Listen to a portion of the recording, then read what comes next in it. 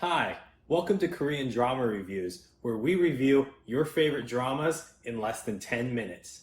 Today, we're going to be reviewing Touch Your Heart. So enjoy, and let's put 10 minutes up on the clock.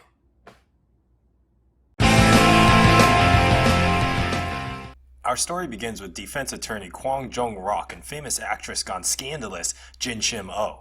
Jin Shim is given a script for a new movie called Love Hurts, and she fantasizes about playing the role while sitting on the toilet and making out with a towel? Okay.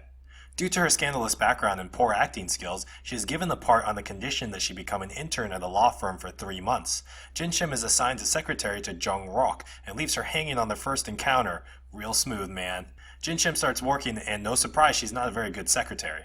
Back at home, Jin Shim depressingly watches videos of herself before all the scandals. She decides she wants to be better and stays up late researching how to be a better secretary and tidies up Jun-rok's desk in the morning.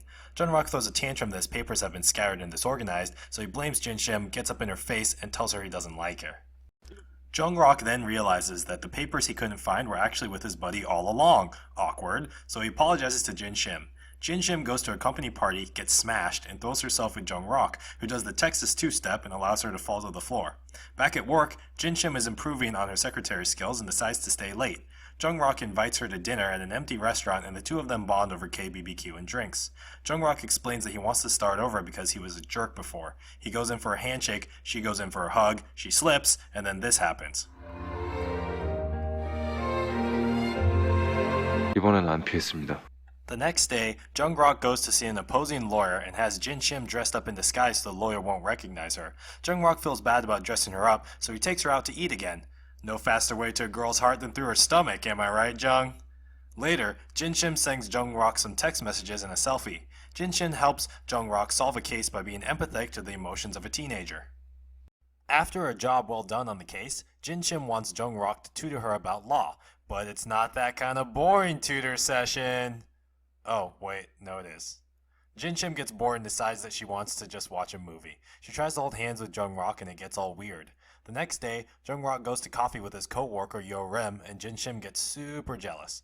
While investigating a case, Jin Shim goes to the house of a client and her ex-boyfriend is there hiding under the couch? What?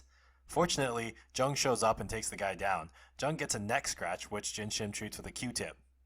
Jung-rok and Jin Shim run into Yo-rem, and he leaves with Yo-rem to talk about their case. Jin Shim gets jealous again, and they all go out for drinks.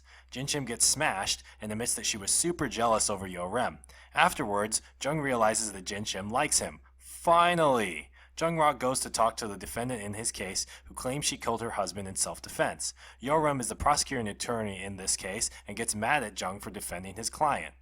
Jin Shim realizes that Jun-rok has never dated anyone before. As they return back to the office, the elevator breaks down conveniently with them inside. The lights go out and Jun-rok rushes over to see if Jin Shim is okay. The next day, they go to the scene of the crime where the woman had killed her husband, and suddenly, a man comes out of nowhere. Jung-rok chases him down the street and sustains another neck wound. What is it with the neck wounds? Jung-rok calls the man as a witness to the stand, who confesses that he was actually the murderer and did it because he didn't want to see her getting beat up on anymore. Case solved. Jin Shim gets hammered and drunk dials Jung-rok. Never a good combo, folks. Confused, Jung-rok sends a text to meet her tomorrow to talk about it. He decides to write her a love letter to ask her out, but can't figure out what to write on it to sound less lawyer-like, so he ends up with just, "Let's date." It's official. They're official.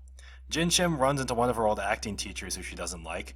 Jung-rok knows this meeting upset Jin Shim, so he invites her to an impromptu date. They go to an observatory to look at the stars. Jung-rok apologizes that he's awkward about his feelings. Jung-rok hugs Jin Shim and tells her that he likes her.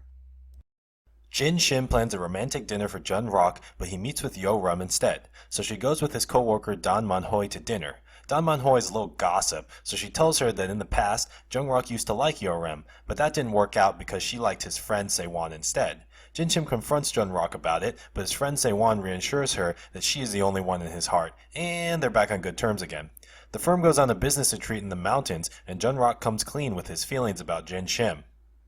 Miss Yang, Jung-rok's co-worker, has a daughter that has been getting in trouble at school for stealing money from other kids. Surveillance footage shows a girl in a down jacket bullying other girls. Miss Yang says her daughter doesn't own a down jacket, but later finds one in her room. Uh-oh. Fortunately, it turns out to be a misunderstanding, as the girl in the video actually borrowed the jacket. Also, Miss Yang's daughter got the jacket from her father, who she has been seeing in secret. We then see a mysterious man in the car looking at a photo of Jin Shim and Jun Rock. Creep show!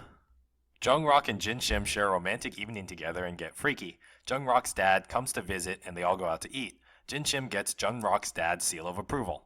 Meanwhile, Creepshow is looking at candid photos of them in the restaurant.